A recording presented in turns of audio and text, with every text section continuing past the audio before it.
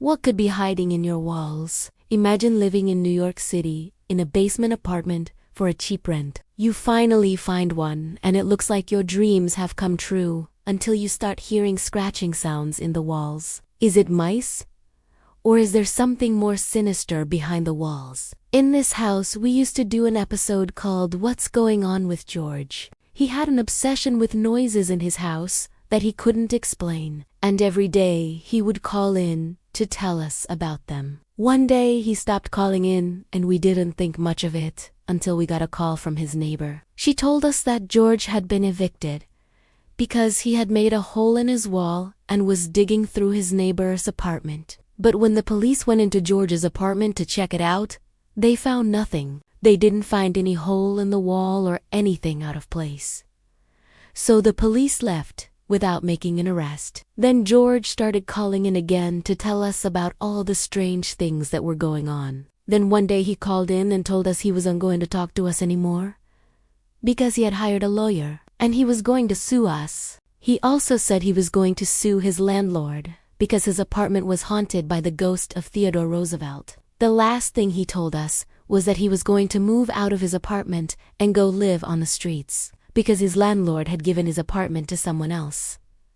Well, George kept his word. He did move out of his apartment and he did live on the streets. We found him several times, sleeping in doorways. We even tried to get him to come back inside, but he refused. He passed away in his sleep one night and was found by a sanitation worker who was collecting the garbage. When we told his story, many people wrote in to say that they believed George's apartment was haunted. They said they had heard strange noises coming from his apartment, too. Some of them even said they had seen the ghost of Theodore Roosevelt walking down the hallway outside of George's apartment. Well, today's story comes from a woman who had an experience very similar to George's.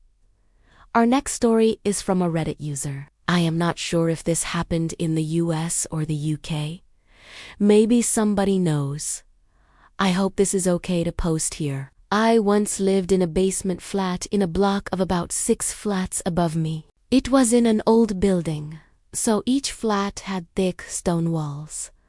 I moved in, and it was great. Large rooms, cheap rent, but it was quite dark and dank. The windows were small and set very high up. There was barely any natural light, and most of my flat was in what the British would call shadow. The kitchen was the brightest room because it had 2 large windows, but it was also the smallest room. Overall, it was very basic. However, I was happy with it because the rent was so low. My bedroom was pretty big, easily large enough for a double bed, wardrobe, chest of drawers, and a desk.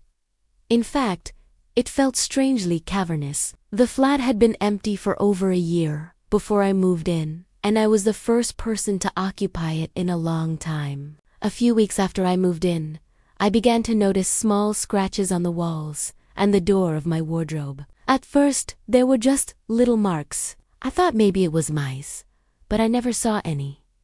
There was no droppings or other signs of rodents. Over the course of a few months, though, the scratches got bigger and more numerous. I could hear scratching sounds in the walls sometimes, but only at night. I tried everything to get rid of whatever was making the noise. Ultrasonic pest repellers, fake snakes, peppermint oil, cotton balls soaked in bleach, mouse traps, rat poison. None of it worked. I complained to the landlord about the damage to the flat, but he shrugged and said that it was the nature of old buildings. One day, I had had enough.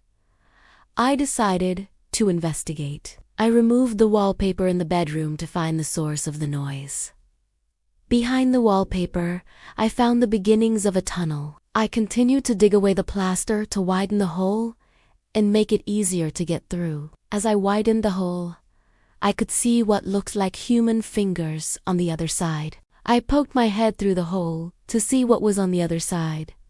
What I found made me gasp in horror. I had broken through into the adjoining flat. I quickly pulled back, feeling sick and confused. Why was there a secret hole between our walls? Who had made it? I thought about telling the landlord, but I was afraid that he would try to patch up the hole without telling me. Why? And that whatever was causing the scratching would continue to grow in strength. So instead, I filled the hole back in with plaster and wallpaper. I was still scared, but I was more confused than anything. I tried to push the incidents out of my mind, but I never forgot about it. A few months later, I moved out. Before I left, gave the keys to the landlord and pointed out all the scratches. He looked in the bedroom, then just sighed and shook his head. He told me that I was full of it, and that there was no way a rat had been nesting in the wall. I was tempted to tell him about the hole, but I decided against it. Instead, I moved out and found somewhere better. I still don't know who made the hole or why. Maybe it was a previous tenant, but why would they do that? Maybe it was the landlord. That would make sense, because he seemed like a weird guy. I don't know. I will never know now, because nobody ever found out. After I posted this story, a few people wrote in to share their thoughts on what might have happened here. A lot of them agreed that the landlord was probably responsible for the hole. They said he probably made it to spy on the tenants.